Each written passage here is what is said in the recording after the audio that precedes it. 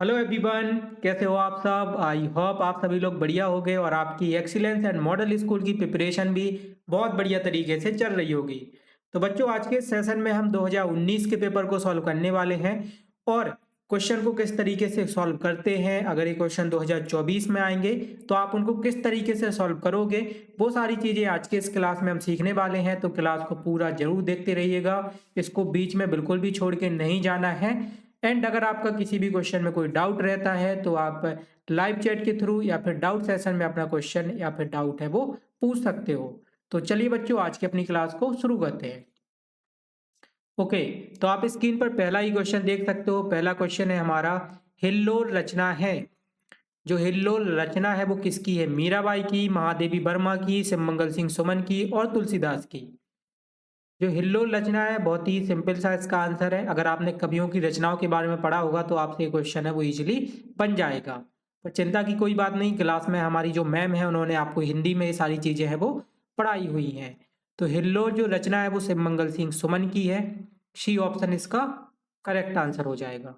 हिल्लोल रचना शिवमंगल सिंह सुमन की है। इसका आंसर क्या होगा? इसका आंसर होगा सी ऑप्शन।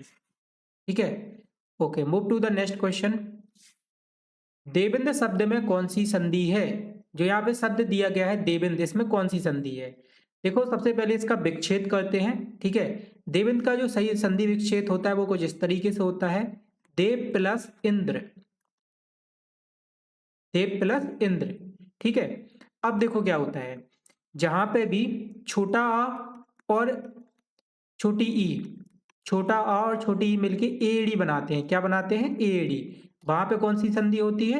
वहां पे होती है गुण संधि। बिल्कुल याद रखना इस बात को। छोटा आ और छोटी ई मिलके क्या बनाएंगे? एड़ी का बनाएंगे। अब यहाँ पे देखो, ये छोटा बा है। छोटा बा में कौन सा शब्द रहता है, कौन सा अक्षर रहता है? तो छोटा आ रहता है। इसको अपन छोटा बा पढ़ते हैं और इसको क्या पढ़ते हैं? छोटा आ। मतलब इसमें किसकी मात्रा है?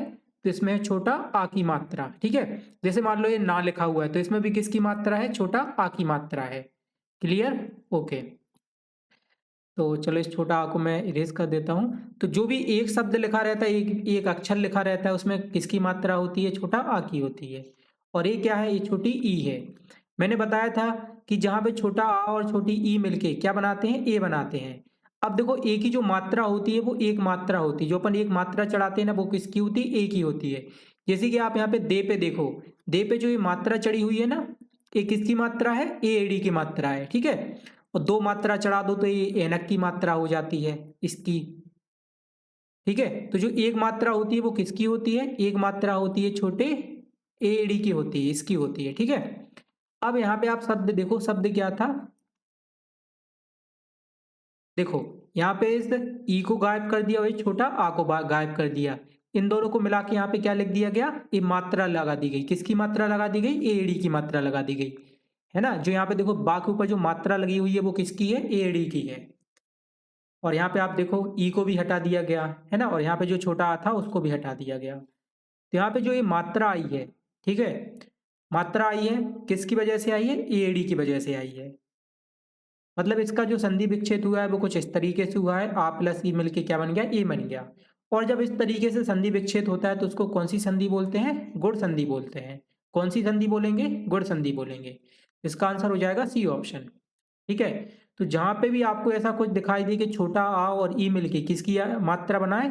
एडी की मात्रा बनाए। ठीक है। और इस नियम को आप याद भी कर लो, जहां पे भी एक मात्रा आए, एक मात्रा बढ़ रही हो, जब दोनों शब्दों को जोड़े तो एक मात्रा बढ़ जाए, वहां पे कौन सी संधि होती है? वहां पे गुण संधि होती है। तो क्वेश्चन नंबर 2 का आंसर क्या होगा? सी ऑप्शन, गुण संधि। चलिए आगे बढ़ते हैं, अगला क्वेश्चन देखते हैं। ओके, अगला क्वेश्चन है प्रश्न नंबर 3। निम्नलिखित में से किस महान कवि का संबंध सागर जिले से है? सागर जिले से इनमें से किस कवि का संबंध है? बिहारी, कबीरदास, सूरदास और पद्माकर। देखिए, जो बिहारी, कबीरदास हैं, सूरदास हैं, इनका संबंध तो सागर जिले से नहीं है। लेकिन जो डी ऑप्शन में पद्माकर दिया गया है, इनका संबंध सागर जिले से है। तो क्वेश्चन नंबर 3 का आंसर क्या होगा? इसका आंसर हो जाएगा डी ऑप्शन, पद्माकर। ओके, चलिए आगे बढ़ते हैं, अगला क्वेश्चन देखते हैं। अगला क्वेश्चन है प्रश्न नंबर 4।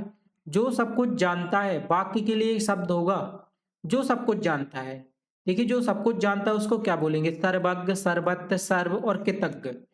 देखो सर्वज्ञ का मतलब तो होता है कि जो सब कुछ, जिसको सब कुछ पता हो, ठीक है, उसको क्या बोलेंगे? सर्वज्ञ बोलेंगे। सर्वत्र का मतलब होता है हर जगह। क्या होता है? हर जगह। सर्व का मतलब होता है सभी, और कृतज्ञ का मतलब होता है धन्यवाद। ठीक है, धन्यवाद देना या कृतज्ञ होना, ये सब कहलाता है। ठीक है, अब इनमें से किसी का भी मतलब, जो ये तो है नहीं कि जो सब कुछ जानता हो, सिर्फ सर्वज्ञ का मतलब क्या है? जो सब कुछ जानता हो। ठीक है, इन तीनों का अलग अलग मतलब है, सिर्फ सर्वज्ञ का ही मतलब क्या है? जो सब कुछ जानता हो। तो इसका आंसर क्या होगा? इसका आंसर होगा ए ऑप्शन, सर्वज्ञ। ठीक है, जो सब कुछ जानता है उसको क्या बोलेंगे? सर्वज्ञ बोलेंगे।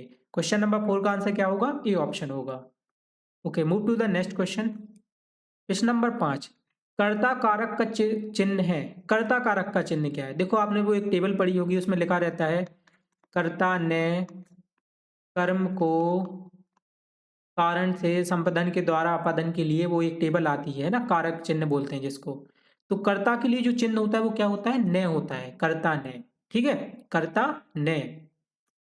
तो कर्ता कारक का चिन्ह क्या होगा? ने होगा। और आप इसमें से देखो डी वाले ऑप्शन में क्या दिया गया है आपको? ने दिया गया है। ठीक है, और एक को क्यों आया है? तो देखो अपन कभी कभी बोल देते हैं रोहन को। रोहन भी क्या है? कर्ता है, रोहन को। तो कभी कभी कर्ता के लिए को शब्द भी यूज होता है। जब कर्ता का यूज कर्म की जगह पे होता है तो वहां पे कौन सा शब्द यूज होता है? को होता है। इसलिए ने के साथ क्या दिया गया है? को भी दिया गया है। ठीक है, तो वैसे भी अगर आपको न पता होता तो आप न पे टिक करते, तो को तो अब आपका अपने आप हो जाता। तो इसका आंसर क्या होगा? डी ऑप्शन होगा। कर्ता कारक का जो चिन्ह होता है वो न होता है और को होता है। ओके, छठवां क्वेश्चन है, नील कमल में विशेषण है। नील कमल में विशेषण है। देखो विशेषण का मतलब होता है जो किसी संज्ञा या सर्वनाम की विशेषता बताए। जैसे यहाँ पे मैं लिखता हूं पतला आदमी। क्या लिखता हूं? पतला आदमी। अब जो पतला शब्द है वो क्या बता रहा है? कि आदमी की विशेषता बता रहा है ना, कि आदमी कैसा है? पतला है, आदमी की खूबी है। ये आदमी कैसा है? पतला है। हो सकता है कि आदमी मोटा हो, काला हो, गोरा हो। तो ये गोरा, काला, मोटा, पतला, ये शब्द है ना, ये उस आदमी की क्या बता रहे हैं? विशेषता बता रहे हैं। तो यही शब्द क्या कहलाते हैं? विशेषण कहलाते हैं। ठीक है, जो किसी संज्ञा, देखो आदमी तो एक संज्ञा है। ठीक है, तो जो शब्द किसी संज्ञा या सर्वनाम की विशेषता बताते हैं उनको क्या बोलते हैं? विशेषण बोलते हैं। यहाँ पे कमल की जो विशेषता बता रहा है, नील कमल, ये शब्द लिखा हुआ है। इसमें जो कमल की विशेषता बता रहा है कि कमल कैसा है? नीला है। नील यानी नीला। कमल कैसा है? नीला है। मतलब जो कमल की विशेषता बता रहा है वो कौन सा शब्द बता रहा है? नील बता रहा है। तो इसमें विशेषण क्या होगा? इसमें नील होगा विशेषण। क्लियर, इसमें विशेषण क्या हो जाएगा? नील हो जाएगा। बी ऑप्शन इसका करेक्ट आंसर है। ओके, ठीक है, तो मूव करते हैं अगले क्वेश्चन पे। अब है प्रश्न नंबर 7, निश्चित गति और इति के क्रम से होने वाली काव्य रचना को कहते हैं रस, छंद, अलंकार और काव्य गुण। देखो जब आप निश्चित गति और रहती, मान लो जब आप कोई गाना गा रहे हो, है ना, आप एकदम से तेज गाने लगो, फिर स्लो गाने लगो, फिर उसको उल्टा सीधा गाने लगो, कभी तेज बोल रहे हो, कभी स्लो बोल रहे हो। तो गाने में ऐसा नहीं होता है। गाने को आपको एक स्वर में गाना पड़ता है, इसके लिए बहुत प्रैक्टिस करनी होती है।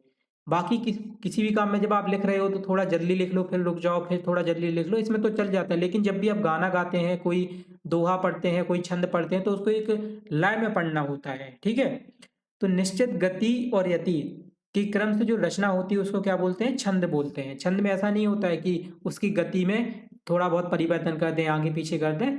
सिर्फ छंद हमेशा एक निश्चित गति से पढ़ा जाता है। बी ऑप्शन क्या हो जाएगा? इसका करेक्ट आंसर हो जाएगा। तो निश्चित गति और यति के क्रम से होने वाली काव्य रचना को कहते हैं छंद कहते हैं। बी ऑप्शन क्या है? इसका करेक्ट आंसर है। रस, अलंकार और जो काव्य गुण है इनमें तो आप थोड़ा बहुत परिवर्तन कर सकते हो, लेकिन छंद में कभी भी परिवर्तन नहीं कर सकते। तो निश्चित गति और यति छंद में होती है। चलिए आगे बढ़ते हैं। ओके, 8वां क्वेश्चन है, सूरदास निम्नलिखित में से किस काल के कवि हैं? सूरदास। अब देखिए सूरदास है वो कृष्ण भगवान की भक्ति करते हैं। ठीक है, सूरदास कृष्ण भगवान के क्या थे? बहुत बड़े भक्त थे। तो वो कौन से काल से होंगे? वो भक्ति काल से होंगे। बी ऑप्शन क्या हो जाएगा? इसका करेक्ट आंसर हो जाएगा। सूरदास भक्ति काल के प्रसिद्ध कवि हैं। ओके, क्वेश्चन नंबर 9 है, हृदय बरहाना मुहावरे का अर्थ है। हृदय भराना, प्यास बुझना, दुखी होना, खुशी होना और अचंभित होना। देखो जो हृदय भर आना का मतलब होता है जैसे कि आंख भर आना, आंख भर आने का मतलब क्या होता है, आंसू आना, है ना। उसी तरीके से हृदय भर आने का मतलब होता है दुखी होना। आंख में आंसू कब आता है, जब आप दुखी होते हो। बी ऑप्शन इसका करेक्ट आंसर हो जाएगा। तो हृदय भर आने मुहावरे का अर्थ होता है दुखी होना। अगला है 10वां, स्वर है। स्वर क्या है, ये ऋषि का है, ये अंग है, ये हा है और ये श्रा है। देखो छोटा आ से लेके जो अ औरत तक जितने भी शब्द होते हैं वो क्या कहलाते हैं, स्वर कहलाते हैं। ठीक है, मैंने आपको पहले भी बताया हुआ है। अब देखो जो हमारा ऋषि है वो छोटा आ और औरत के बीच में आता है, मतलब इसमें से स्वर क्या होगा, ए होगा। जो अंग है, जो आहा है और जो इसरा है, तो औरत के बाद में आते हैं। ठीक है, बाद वाले स्वर नहीं होते, वो व्यंजन होते हैं। इनके बीच में जो शब्द आते हैं वो स्वर होते हैं, तो इसमें ऋषि क्या हो जाएगा, स्वर हो जाएगा। स्वर व्यंजन तो पता होंगे, बोबेल और कॉन्सोनेंट। ओके, चलिए आगे बढ़ते हैं, अगला क्वेश्चन देखते हैं। अगला क्वेश्चन है 11, गिरी पहाड़ अचल पाहन, पाहन शब्दों में से भिन्न आयत वाला शब्द है। गिरी पहाड़ अचल पाहन, देखो गिरी यानी पहाड़ यानी और पाहन यानी, ये तो तीनों समानार्थी शब्द हैं। अचल का मतलब होता है जो चलता ना हो। क्या होता है, जो चलता ना हो। चल यानी चलना और अचल यानी जो चलता ना हो। तो इसमें से जो अलग होगा वो क्या होगा, सी होगा, अचल। गिरी पहाड़ पाहन ये तो समानार्थी शब्द है, लेकिन जो अचल है वो कैसा है, अलग है। तो इनमें भिन्न अर्थ वाला जो शब्द है वो अचल है। सी ऑप्शन इसका करेक्ट आंसर होगा। ओके, अगला क्वेश्चन है 12वां, तैरना शब्द है। जो तैरना शब्द है वो क्या है, संज्ञा है, सर्वनाम है, क्रिया है और विशेषण है। संज्ञा क्या होती है, किसी का नाम, राम लिख दिया मैंने, वैसे राम भी संज्ञा है। किसी का नाम, स्थान का नाम, वस्तु का नाम और किसी व्यक्ति का नाम क्या कहलाती है, संज्ञा कहलाती है। संज्ञा के स्थान पर जो शब्द बोले जाते हैं वो सर्वनाम कहलाते हैं, और संज्ञा सर्वनाम की जो विशेषता बताते हैं वो विशेषण कहलाते हैं। लेकिन क्रिया क्या होती है, खाना पीना, बोलना, सुनना, तैरना, घूमना, है ना, जो सारे अपन काम कर सकते हैं उनको क्या बोलते हैं, क्रिया बोलते हैं, जो काम अपन करते हैं। तो तैरना शब्द क्या होगा, तैरना एक क्रिया है ना। तैरना क्या है, एक क्रिया है। कोई भी मनुष्य तैरता है तो वो क्या करता है, एक क्रिया करता है। जैसे अपन खेलते हैं तो खेलना भी क्या है, क्रिया है। तो जो तैरना शब्द है वो क्रिया है। सी ऑप्शन इसका करेक्ट आंसर हो जाएगा। आना जाना, खाना पीना, बोलना सुनना, ये सारे क्या होते हैं, क्रिया होते हैं। ठीक है, तो तैरना शब्द होगा क्रिया। Okay, move to the next question. 13वां क्वेश्चन है, आग शब्द का पर्यायवाची शब्द है। आग का पर्यायवाची अनल है। अनल होता है वायु का, ठीक है। अनल, अनल होता है आग का। ठीक है, इस अनिल और इस अनल में थोड़ा सा डिफरेंस है, इसको याद रखना। इसमें एक मात्रा का डिफरेंस है। अगर मात्रा लगा दोगे तो वायु हो जाएगा, और मात्रा हटा लोगे तो अनल हो जाएगा, आग हो जाएगा। तो अनल, आग का जो शब्द पर्यायवाची शब्द है वो अनल है। बी ऑप्शन इसका करेक्ट आंसर हो जाएगा। ओके, अगला क्वेश्चन देखते हैं। प्रश्न नंबर 14, फल का पर्यायवाची नहीं है। फल का पर्यायवाची क्या नहीं है, वृक्षासार, सहकार, बीज कोश और पुष्पानुज। देखो यहाँ पे जो शब्द दिया गया है ना, बीज कोश, बीज कोश का मतलब होता है जहाँ पे बीज का भंडार रहता है ना, बीज जहाँ पे डला रहता है उसको क्या बोलते हैं। ये जो तीनों हैं, वृक्षासार, सहकार, पुष्पानुज, ये तो फल ही कहलाते हैं बेसिकली। लेकिन जो बीज कोश है वो एक अलग चीज है। तो इसमें से जो फल का पर्यायवाची नहीं है वो बीज कोश है। सी ऑप्शन इसका करेक्ट आंसर है। ओके, चलो आगे बढ़ते हैं। 15वां क्वेश्चन है, निम्नलिखित में से विदेशी शब्द है। विदेशी शब्द मतलब जो कि विदेश में बोला जाता हो। रात्रि भारत में बोला जाता है, ब्याह अपने यहाँ इंडिया में बोला जाता है विवाह को, दुग्ध अपने यहाँ पे बोला जाता है, कलर है, कलर ये विदेशी है। कलर को कैसे लिखते हैं, CLOR, है ना, और इसी को हिंदी में अपन कलर पढ़ते हैं। जैसे कि मान लो कुछ ऐसे शब्द होते हैं, जैसे कि अपन लिखते हैं ट्रेन। अब आप ट्रेन को ऐसे हिंदी में लिख दो तो ये तो कहलाएगा, तो ये विदेशी शब्द ही। किसके लैंग्वेज का शब्द है, इंग्लिश का शब्द है, तो ये क्या कहलाएगा, विदेशी शब्द ही कहलाएगा। इसका हिंदी शब्द क्या होगा, हिंदी शब्द तो इसका रेलगाड़ी होगा, है ना। अपन ऐसे बहुत सारे शब्द हैं जो कि जिनको इंग्लिश में बोलते हैं वो लिखते हैं हिंदी में, जैसे कि stand, bus stand, bus stand और रिक्शा रिक्शा स्टैंड। जो स्टैंड शब्द है ना वो इंग्लिश का है, STAND, लेकिन अब इसको लिखते कैसे, हिंदी में लिखते हैं। यही सारे विदेशी शब्द कहलाते हैं। कलर जो शब्द है वो क्या है, एक विदेशी शब्द है। डी ऑप्शन इसका करेक्ट आंसर हो जाएगा। तो यहाँ पे हमारे क्वेश्चन नंबर 1 से लेके 15 तक हिंदी के सारे क्वेश्चन सॉल्व हो गए हैं। अभी फिलहाल मैं हिंदी पढ़ा रहा हूँ, लेकिन जो क्लासेस होंगी उसमें आपको मैम ही हिंदी पढ़ाएंगी, मैं नहीं पढ़ाऊंगा। ठीक है, हिंदी और इंग्लिश ये जो दो सब्जेक्ट हैं वो आपको मैम पढ़ाएंगी। बाकी के जो सब्जेक्ट हैं जैसे कि आपका मैथ हो गया, ईवीएस हो गया और जीके हो गया, वो मैं पढ़ाऊंगा। ठीक है, तो आगे बढ़ते हैं, अगला क्वेश्चन देखते हैं जो कि इंग्लिश से है। 16 क्वेश्चन है, the opposite gender of horse. Horse यानी होता है घोड़ा, और इसका अपोजिट जेंडर बताना है। तो घोड़ा का अपोजिट हो जाएगा घोड़ी, और घोड़ी को इंग्लिश में बोलते हैं मेयर, MARE। ठीक है, MARE यानी घोड़ी। सी ऑप्शन इसका करेक्ट आंसर हो जाएगा। ये इंपॉर्टेंट क्वेश्चन है, देखो मैंने काफी बार इस क्वेश्चन को कराया है, तो इसको याद कर लेना, है ना, बहुत बार ये पेपर में आ चुका है, इंपॉर्टेंट है। 17, feminine gender of the bird bull is. देखो बुल यानी क्या होता है, बुल यानी होता है बैल होता है शायद, है ना, बुल यानी बैल है। तो इसका फेमिनिन जेंडर बताना है। बुल का फेमिनिन जेंडर क्या होगा, स्त्रीलिंग क्या होगा बैल का, गाय होगी, है ना। बैल का जो फेमिनिन जेंडर होगा, स्त्रीलिंग होगा, वो गाय होगी। और गाय गाय को क्या बोलते हैं, गाय को बोलते हैं काऊ, काऊ यानी गाय। तो इसका बुल का जो फेमिनिन जेंडर है वो काऊ है। सी ऑप्शन इसका करेक्ट आंसर हो जाएगा। ओके। 18 है, the opposite of the word bottom is. देखो जो बॉटम है इसका मतलब होता है नीचे, ठीक है। और अब हमें इसका अपोजिट बताना है, तो नीचे का उल्टा क्या होगा, बिलोम क्या होगा, नीचे का होगा ऊपर।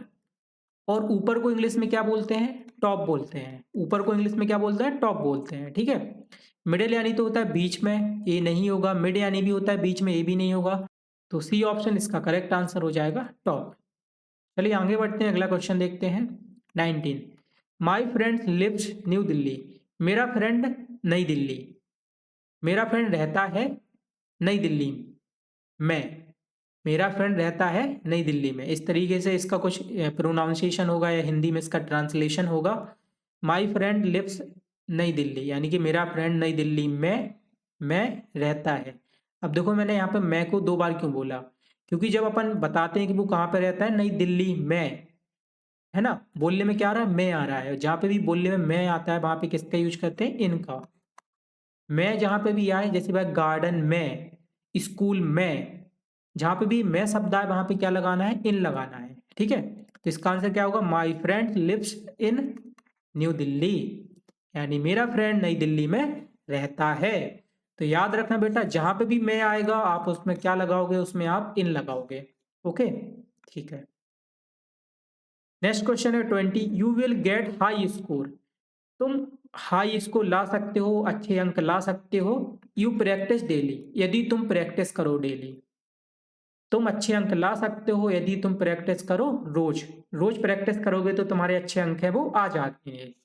ठीक है, तो you will get high score, तुम अच्छे अंक ला सकते हो यदि तुम डेली प्रैक्टिस करो। अब यहाँ पे यदि आ रहा है, ठीक है, इसका हिंदी में जब अपन ने ट्रांसलेशन किया तो क्या आ रहा है, यदि। और जहां पे भी यदि आता है वहां पे कौन सा यूज करते हैं, इफ का यूज करते हैं। ठीक है, you will get high score if you practice daily. तुम अच्छे अंक ला सकते हो यदि तुम डेली प्रैक्टिस करो। तो इसमें क्या आएगा, इफ आएगा। 20 का आंसर हो जाएगा बी ऑप्शन। ओके, अगला क्वेश्चन है 21, the sound made by an elephant is. पहली बात तो ये बहुत ही इंपॉर्टेंट है, काफी बार पूछा गया है। जो एलिफेंट है उसकी आवाज क्या है, स्क्वेलिंग, ट्रम्पिंग, स्क्वाइकिंग और हाउलिंग। देखो जो हाथी है ना वो ट्रम्प करता है ना, आपने सुना होगा, मैं मुंह से तो नहीं निकाल पाऊंगा, लेकिन जो हाथी की आवाज होती है वो ट्रम्पेटिंग होती है। बी ऑप्शन इसका करेक्ट आंसर हो जाएगा। ओके, अगला क्वेश्चन है 22, which is the bird, which is the silent letter in the word half. इसको क्या पढ़ते हैं, हाफ। स्पेलिंग क्या है इसकी, HALF। पढ़ क्या रहे हैं इसको, हाफ पढ़ रहे हैं। जो इसमें एल है उसको तो पढ़ ही नहीं रहे, है ना। तो साइलेंट लेटर क्या होते हैं, जिनको अपन नहीं पढ़ते हैं उनको क्या बोलते हैं, साइलेंट लेटर बोलते हैं। सी ऑप्शन इसका करेक्ट आंसर हो जाएगा। इसमें जो साइलेंट लेटर है वो क्या है, एल है। आप पढ़ते हैं, एल का तो कुछ मतलब है ही नहीं, तो सी ऑप्शन इसका करेक्ट आंसर है। ओके, नेक्स्ट क्वेश्चन है 23, a book which has all the words and there meaning. यानी कि उस किताब को क्या कहेंगे जिसमें सभी शब्द लिखे रहते हैं, उसका मतलब लिखा रहता है, शब्द और मतलब। जैसे कि मतलब लिख दिया मैंने। जैसे कि एप्पल, एप्पल का मतलब क्या होता है, सेब होता है ना। ये शब्द है और उसका मीनिंग भी लिखा हुआ है। तो इस बुक को कैसे क्या कहते हैं, जिसमें ऐसे स्पेलिंग लिखी रहा है उसका मतलब भी लिखा रहे, तो उसको डिक्शनरी बोलते हैं। डिक्शनरी में तो शब्द रहते हैं और उसकी मीनिंग रहती है, उसका मतलब क्या होता है ना। तो उसको क्या बोलेंगे, डिक्शनरी बोलेंगे। उस किताब को क्या बोलेंगे, which has all the words and there meaning, जहाँ पे बहुत सारे शब्द रहते हैं और उनका मतलब रहता है, तो उसको बोलते हैं डिक्शनरी। ओके, चलिए आगे बढ़ते हैं। 24 क्वेश्चन है, birds from one place to other. देखो जो चिड़िया है वो एक जगह से दूसरी जगह तक जाती हैं, आज यहाँ पे हैं तो कल वहां पे रहेंगी। ठीक है, birds from one place to other क्या करती हैं, वो एक जगह से दूसरी जगह पे जाती रहती हैं, घूमती रहती हैं। तो इसको बोलते हैं बेटा माइग्रेट। क्या बोलते हैं, माइग्रेट बोलते हैं। माइग्रेशन नहीं मिलते, वो तो टीसी के साथ मिलता है माइग्रेशन। माइग्रेटरी भी नहीं बोलते, माइग्रेट्स भी नहीं बोलते, क्योंकि ग्रेट्स आ सकता था लेकिन एस लगा हुआ है ना, इसलिए नहीं आया, क्योंकि यहाँ पे बर्ड्स में पहले से एस है। तो बहुवचन के साथ कभी भी एस या ईएस नहीं लगाते हैं, ये रूल याद होना चाहिए, क्लास में पढ़ाया गया है। तो बहुवचन के साथ एस या ईएस नहीं लगाया जाएगा, इस वजह से माइग्रेट्स नहीं आएगा। क्या आएगा, माइग्रेट आएगा। 24 का D option is the correct answer of the question. Okay, चलो आगे बढ़ते हैं, अगला question 25, the plural form of the word glass. अब इस गिलास का प्लूरल क्या होगा, पर इसका बनाना है अपन को, बहुवचन बनाना है, तो इसमें ईएस जोड़ देंगे। क्या जोड़ देंगे, ईएस। ठीक है, क्योंकि अगर एस जोड़ते तो ये 3 एस हो जाते, जो कि जमता ना, है ना, 3 एस अच्छा थोड़ी लगता है, इसलिए क्या जोड़ा इसमें, ईएस जोड़ दिया। तो ईएस जोड़ देंगे तो हो जाएगा ग्लासेस, सी ऑप्शन इसका करेक्ट आंसर हो जाएगा। और यही इसका क्या है, प्लूरल है। The plural form of the word glass is glasses. Okay, इसके बाद है ही इन भोपाल, वह भोपाल में। अब वह भोपाल में क्या करता है, लिव्स यानी रहना, लिव यानी भी रहना, लिविंग और लिवली। देखो ये सिंपल सा सेंटेंस है ना, बिल्कुल सिंपल सा है, प्रेजेंट इंडेफिनिट का है। ही इन भोपाल, ना हेल्पिंग वर्ब है ना कुछ है। और यहाँ पे ही दिया गया है, सिंगुलर नाउन है, तो यहाँ पे क्या आएगा, लिव्स आएगा। लिव इसलिए नहीं आया क्योंकि यहाँ पे सिंगुलर प्लूरल नहीं दिया गया, यहाँ पे जो सब्जेक्ट है वो प्लूरल नहीं है, इस वजह से यहाँ पे लिव नहीं आया। लिव इसलिए आया क्योंकि यहाँ पे ही दिया गया है। तो जहाँ पे भी ही, सी या इट होता है, उसी के साथ अपन क्या जोड़ते हैं, वर्ब में एस या ईएस जोड़ते हैं। किस में जोड़ते हैं, वर्ब में जोड़ते हैं। ठीक है, तो याद रखना इसको। ठीक है, तो इस यहाँ पे क्या आएगा, लिप्स आएगा। ए ऑप्शन इसका करेक्ट आंसर हो जाएगा। एंड अगला क्वेश्चन है 27, qualifying words are called adjective, which of the following group is having adjective. अब यहाँ पे देखो बहुत सारे शब्द दिए गए हैं, इसमें अपन को क्या बताना है, और एडजेक्टिव बताना है, विशेषण बताना है। Poor, long, great, sweet, Anju, Meena, Raju, Kavita, ये क्या है, नाम है। ठीक है, प्ले, इट, सेट, ड्रिंक, यानी कि खेलना, खाना, बैठना, पीना, ये क्या है, ये तो क्रिया है। नाम को क्या बोलते हैं, नाम को तो बोलते हैं संज्ञा। और संज्ञा के स्थान पे जो शब्द बोले जाते हैं, जैसे कि ही, सी, इट, यू, इसको क्या बोलेंगे, सर्वनाम। तो ये तो संज्ञा है, क्रिया हो रही, सर्वनाम है, ये तीनों तो एडजेक्टिव होंगे नहीं। बचा क्या, पुअर, लॉन्ग, ग्रेट, स्वीट, ये एडजेक्टिव हो जाएगा। और देखो ये सारे विशेषता भी बताते हैं, जैसे कि poor man, poor man, man तो एक नाउन है, क्या है, पैन मैन एक नाउन है, लेकिन जो पुअर है वो क्या है, एक वो विशेषता बता रहा है कि जो आदमी है वो कैसा है, गरीब है। हो सकता है कि आदमी रिच हो, तो यहाँ पे लगाएंगे रिच मैन। तो जो संज्ञा के आगे शब्द लगाए जाते हैं उसकी विशेषता बताने के लिए, उसके बारे में बताने के लिए, वो क्या कहलाते हैं, विशेषण कहलाते हैं। तो यहाँ पे मैन है वो संज्ञा है, और जो पुअर शब्द है वो उसकी विशेषता बता रहा है कि वो कैसा है, गरीब है ना। तो इसलिए यहाँ पे जो एडजेक्टिव होगा वो क्या होगा, पुअर होगा। तो इस तरीके से क्वेश्चन नंबर 27 का जो आंसर होगा वो ये ऑप्शन होगा। पुअर, लॉन्ग, ग्रेट, स्वीट, ये सारे क्या होंगे, एडजेक्टिव होंगे। ठीक है, बाकी ये सारे तो ये आपका संज्ञा है, जैसे कि अंजू, मीना, राजू, कविता, नाम तो संज्ञा होता है। बैठना, सुनना, पीना, खाना, खेलना, ये सारे क्या होते हैं, क्रिया होते हैं।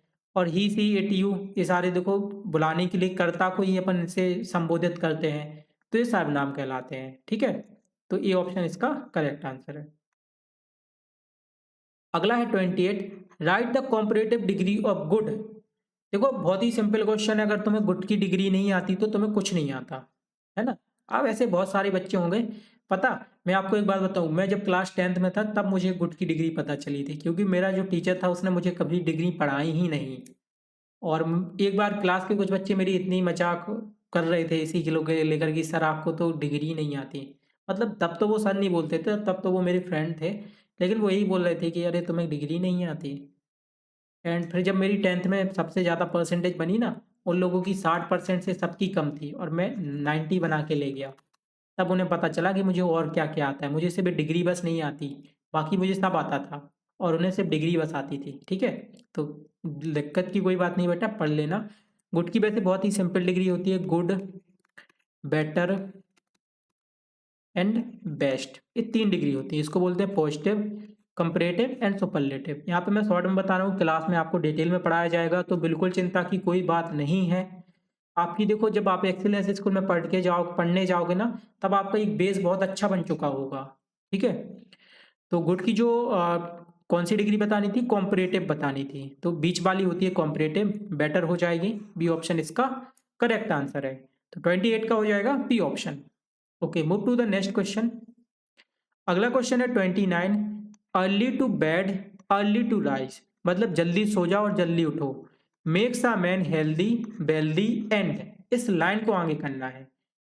जल्दी सो जाओ, जल्दी उठो, ये सब करना मनुष्य को कैसा बनाता है, हेल्दी यानी स्वस्थ बनाता है, वेल्दी यानी धनवान बनाता है, एंड, एंड क्या बनाता है, फास्ट बनाता है, वाइज बनाता है, ओल्ड बनाता है या फिर यंग बनाता है। तो आई थिंक इसका आंसर 22 होना चाहिए, है ना। वो मनुष्य को कैसा बनाता है, बुद्धिमान बनाता है। अगर आप जल्दी सोओगे, जल्दी उठोगे, तो आपके पास स्वास्थ्य भी रहेगा, धनवान भी रहोगे आप और बुद्धिमान भी रहोगे, तो इसका आंसर आएगा 22। ओके, अगला है 30। The book is the table. अब देखो, जो किताब है ना, वो टेबल के ऊपर रखी रहती है, टेबल के नीचे तो रखी रहती नहीं है, ऊपर रखी रहती है। तो जहां पे भी ऊपर शब्द का यूज हो, वहां पे किसका यूज करना है, ऑन का करना है। The book is on the table, मतलब जो किताब है वो टेबल की कैसे रखी हुई है, ऊपर रखी हुई है ना। थोड़ा सा कॉमन सेंस लगाना है कि जहां पे भी ऊपर शब्द आएगा वहां पे हम क्या लगाएंगे, ऑन लगाएंगे। ये ऑप्शन इसका करेक्ट आंसर हो जाएगा। तो 30 का आंसर क्या है, ऑन है। तो इस तरीके से हमारी इंग्लिश भी खत्म हो जाती है। अब हम इन्वायरमेंट पढ़ने वाले हैं, यानी कि पर्यावरण। 31st क्वेश्चन है हमारा, जो कि इन्वायरमेंट से है। Bhopal gas tragedy happened in which year, यानी किस वर्ष में भोपाल गैस दुर्घटना हुई थी। ये बहुत ही इंपॉर्टेंट टॉपिक है, इससे हर साल पेपर में क्वेश्चन आता है। तो 2 और 3 दिसंबर की रात को, ठीक है, 3 दिसंबर की सुबह होने वाली थी और 2 दिसंबर का जो दिन था वो निकल गया था। इसकी जो रात थी, उस दिन 1984 में भोपाल में गैस ट्रेजिडी हुई थी। एक पेस्टिसाइड की कारखाना थी, इंडस्ट्री थी, उससे एक गैस है वो लीक हुई थी। गैस का नाम क्या था, MIC था, इसको बोलते हैं मिथाइल आइसोसाइनेट। ठीक है, कब, 1984 में। तो जिस साल में एक दुर्घटना हुई थी, ट्रेजिडी हुई थी, वो 1984 है। 31 का आंसर हो जाएगा डी ऑप्शन। अगला क्वेश्चन है 32। The propagator of Chipko movement is, यानी जो चिपको मूवमेंट के प्रोपोगेटर थे वो कौन थे। तो इसका आंसर है सुंदरलाल बहुगुणा। ये ऑप्शन इसका करेक्ट आंसर हो जाएगा। ओके, नेक्स्ट क्वेश्चन है। The poisonous gas produce during incomplete combustion, यानी कि जब इनकम्प्लीट कंबंशन होता है तो कौन सी गैस है वो प्रोड्यूस होती है। तो उस गैस का नाम है CO, यानी कि कार्बन मोनोऑक्साइड। ठीक है, इसको क्या बोलते हैं, कार्बन मोनोऑक्साइड बोलते हैं।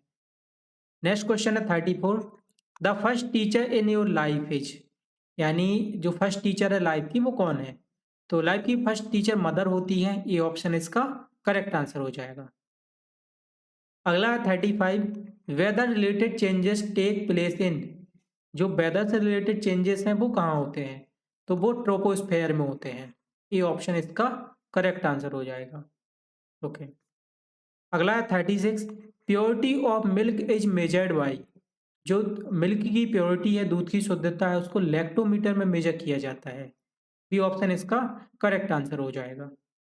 ओके, 37 क्वेश्चन है। The percentage of CO2 in atmosphere is, atmosphere में जो CO2 का परसेंटेज है वो कितना है। तो CO2 का जो परसेंटेज है वो 0.03% है। ठीक है। ऑक्सीजन का जो परसेंटेज है वो 21% है। नाइट्रोजन का जो परसेंट है वो 78% है। इन तीनों से ही ज़्यादातर क्वेश्चन परीक्षा में पूछे जाते हैं।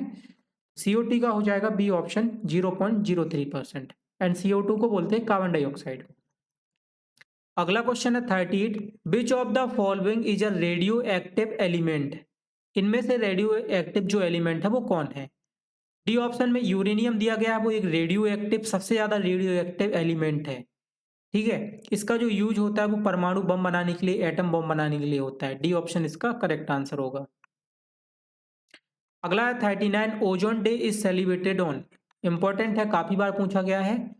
ओजोन डे जो सेलिब्रेट किया जाता है वो 16 सितंबर को किया जाता है। ये ऑप्शन इसका करेक्ट आंसर हो जाएगा।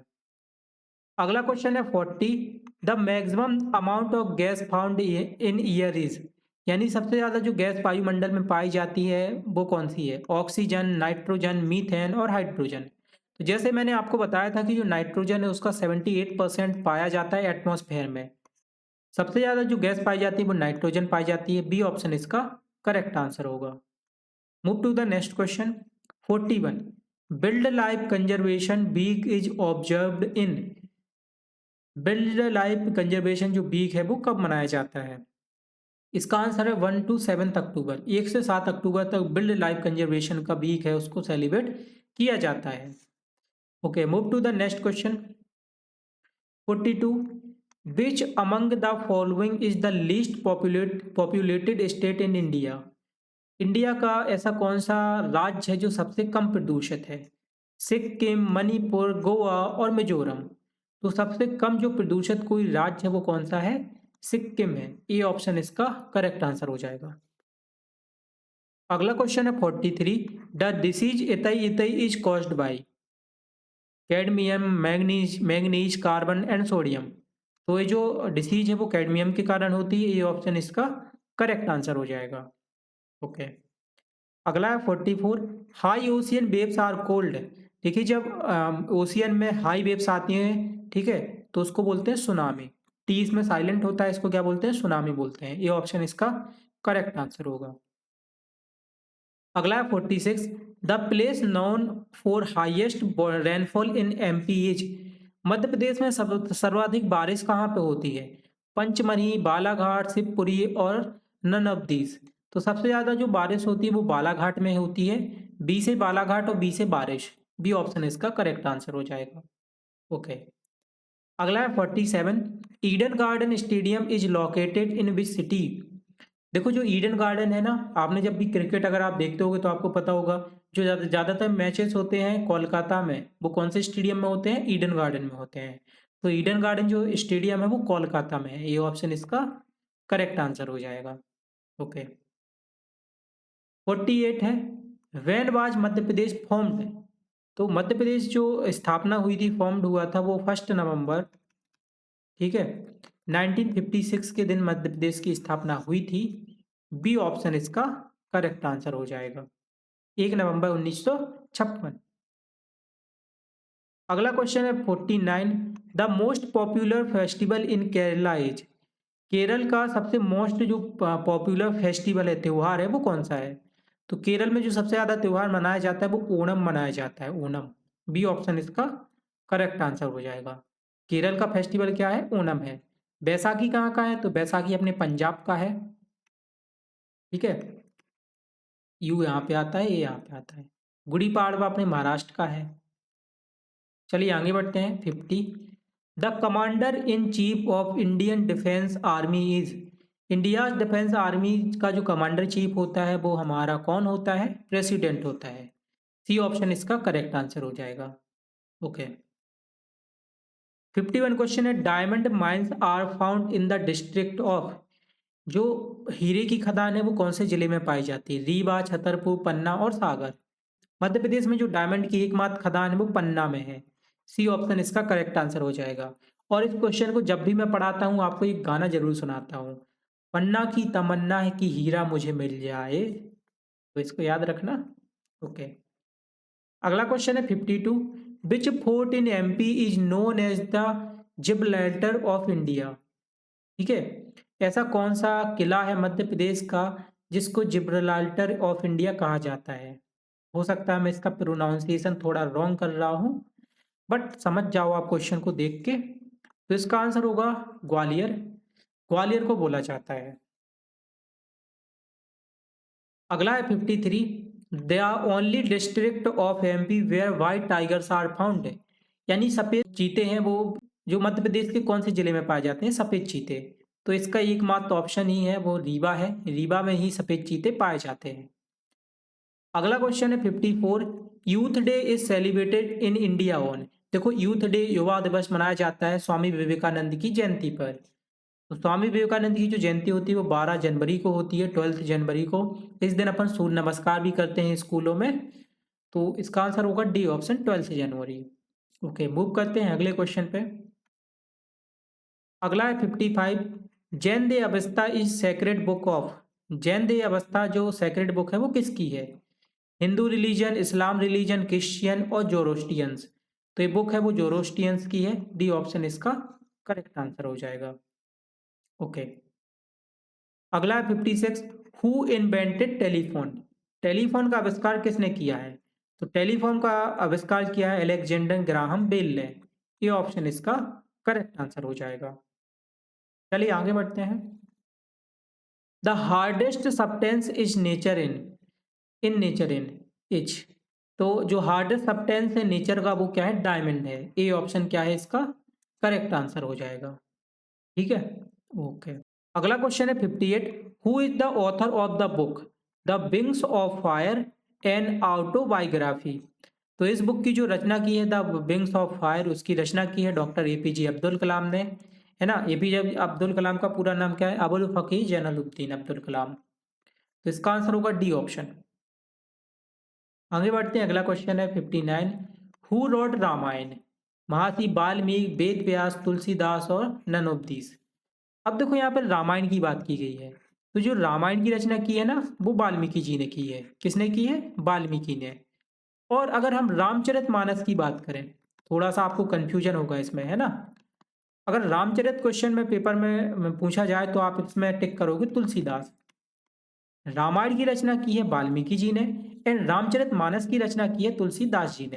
तो इसका आंसर तो होगा ए ऑप्शन, है ना। क्योंकि यहाँ पे ऑप्शन में आपको तुलसीदास भी दिया गया है तो बहुत सारे लोग कंफ्यूज हो जाते, इसलिए मैंने यहाँ पे आपको क्लियर कर दिया है। रामायण की रचना की है वाल्मीकि जी ने, रामचरितमानस की रचना की है तुलसीदास जी ने। ओके, 60 है the largest city of Madhya Pradesh is. Madhya Pradesh की सबसे बड़ी सिटी कौन सी है? तो मध्य प्रदेश की सबसे बड़ी सिटी वो इंदौर है और सबसे स्वच्छ भी है। ठीक है, तो अगर स्वच्छता से क्वेश्चन पूछा जाए तो भी इंदौर, इंदौर पूरे देश में फर्स्ट नंबर पे है। तो बड़ी भी है और साफ भी है। सी ऑप्शन इसका करेक्ट आंसर होगा। अगला है 61। विच of the following is conductor of electricity. देखो यहाँ से अब हमारी साइंस स्टार्ट हो गई है। इलेक्ट्रिसिटी का कंडक्टर क्या होता है, मतलब इनमें से बिजली किस में जाती है? पीस ऑफ पेपर, पेपर का टुकड़ा, कॉपर का वायर, कार्डबोर्ड और प्लास्टिक। तो इलेक्ट्रिसिटी जाती है वो कॉपर की वायर में जाती है। कॉपर का वायर ही विद्युत का चालक होता है। और इसको अगर चेक करना है तो अपने घरों में जहाँ पे भी इलेक्ट्रिसिटी है उसमें चारों चीज़ों को टच करके देख लेना, जिसमें करंट लग जाएगा समझ जाना वो क्या है? कंडक्टर है। चलिए तो आगे बढ़ते हैं। एंड ये मजाक था, सच में मत कर लेना।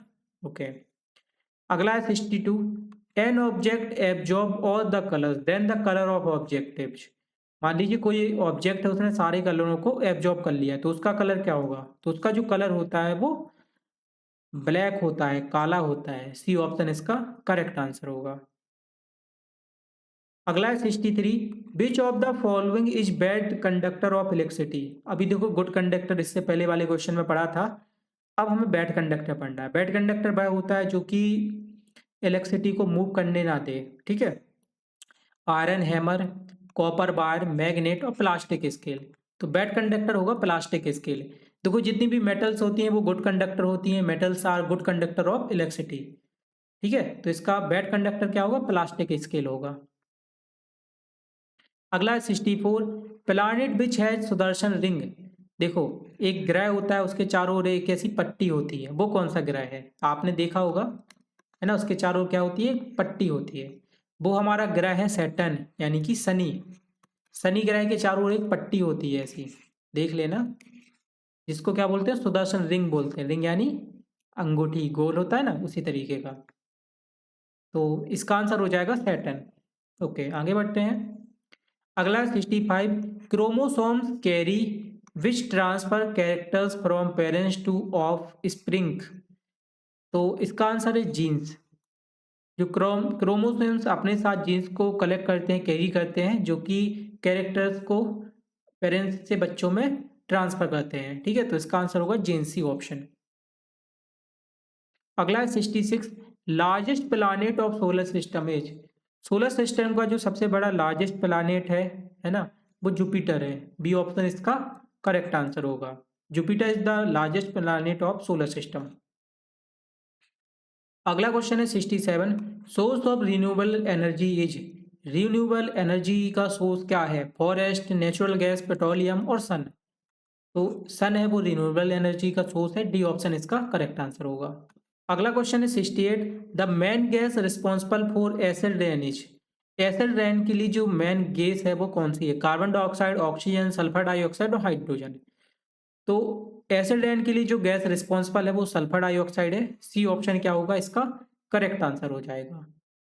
चलिए आगे बढ़ते हैं, अगला क्वेश्चन देखते हैं 69, विच of the following is not a green house gas. यानी इनमें से कौन ग्रीन हाउस गैस नहीं है? तो इसमें जो सल्फर डाइऑक्साइड है ना, डी ऑप्शन, ये ग्रीन हाउस गैस नहीं है, जबकि कार्बन, नाइट्रस और ये मीथेन, ये सारी तो है, बस ये सल्फर नहीं है। ठीक है, तो इसको याद रखना। ओके, नेक्स्ट क्वेश्चन है 70, लैक्टोबैकिलस इज कॉमनली फाउंड इन। यानी जो लैक्टोबैकिलस है वो कॉमनली किस में पाया जाता है? तो देखो, ये लैक्टो शब्द जहाँ पे भी आए वहां पे याद रखना, ये किसको पुकार रहा है? दही को पुकार रहा है, कर्ड। ठीक है, तो ये पाया जाता है कर्ड में, यानी कि दही में। बी ऑप्शन इसका करेक्ट आंसर होगा। 71 है, मेल्टिंग ऑफ आइसेज। देखो, पानी से तुम बर्फ बनाओगे और बर्फ से तुम पानी बनाओगे, यानी वाटर से तुम बर्फ बनाई, आइस बनाई, और आइस से फिर पानी बना दिया। इस प्रोसेस को बोलते हैं फिजिकल चेंज। क्या बोलते हैं? फिजिकल चेंज बोलते हैं। ठीक है, केमिकल चेंज क्या होता है? तुमने दूध से दही बनाया, अब दही से तुम वापस दूध बना के दिखाओ, नहीं बना सकते ना, तो इसी को क्या बोलते हैं? केमिकल चेंज बोलते हैं। ठीक है, और इसको क्या बोलते हैं? फिजिकल। फिजिकल में क्या होता है कि आदमी जैसा है फिर वापस वैसा हो जाता है। जैसे मान लो मैं मोटा हूँ थोड़ा, अब मैं कोशिश करूंगा तो मैं पतला हो जाऊंगा, और मैं फिर से खाऊंगा तो फिर मैं मोटा हो जाऊंगा। लेकिन मान लो मेरा एक हाथ कट गया, क्या वापस से मेरा हाथ जोड़ना पॉसिबल होगा? नहीं होगा ना, तो इसको बोलते हैं केमिकल। जो एक बार चीज हो जाती है उसको फिर से ना किया जा सके, वापस उसी अवस्था में ना लाया जा सके, तो उसको बोलते हैं केमिकल। एंड अगर लाया जा सके तो उसको बोलते हैं physical. Okay, move to the next question. अगला है 72, which metal is plated on the surface of iron box for food preservation. यानी इनमें से ऐसी कौन सी मेटल है जिसका यूज किया जाता है आयरन के ऊपर खाने को प्रिजर्व करने के लिए? तो उसका आंसर है टिन। टिन एक मेटल है जिसका यूज किया जाता है खाने के ऊपर, ताकि उसको अपन संरक्षित कर सके। ओके, नेक्स्ट क्वेश्चन है 70, number of planets in the solar system is. Solar system में कितने प्लैनेट्स हैं? तो इसका आंसर है 8। ठीक है, 8 प्लैनेट्स हैं। Okay, 74, these participate in green house gases. इनमें से कौन से ग्रीन हाउस गैसेस में पार्टिसिपेट हैं? इसका आंसर है CO2, CFC, CH और NO2। यहाँ पे CH4 आना था, है ना, थोड़ा सही कर लेना। तो ये सारे जो गैसेस हैं, सबटेंस हैं, ये सारी क्या है? ग्रीन हाउस में पार्टिसिपेट करते हैं, बढ़ाते हैं उसको। कार्बन डाइऑक्साइड, CFC तो मेन है, CH4 भी है और NO2 भी है। ओके, चलिए आगे बढ़ते हैं। अगला क्वेश्चन है 75, property of malleability in present. तो मेलेबिलिटी की जो प्रॉपर्टी है वो किस में प्रेजेंट होती है? तो इसका आंसर है मेटल्स। जितनी भी धातु है, मेटल्स है, उनमें मेलेबिलिटी की जो प्रॉपर्टी है वो प्रेजेंट होती है। ओके, आगे बढ़ते हैं। अगला क्वेश्चन है 76, विच is the allotrope of carbon. Carbon का एलोट्रॉप क्या होता है? तो कार्बन का एलोट्रॉप डायमंड भी है, ग्रेफाइट भी है ना, तो इसका आंसर हो जाएगा both A and B। D option इसका करेक्ट आंसर हो जाएगा। ओके, अगला है 77, what is the least distance of disconnect vision. तो लीस्ट डिस्टेंस जो होती है वो 25 सेंटीमीटर होती है। बी ऑप्शन इसका करेक्ट आंसर हो जाएगा।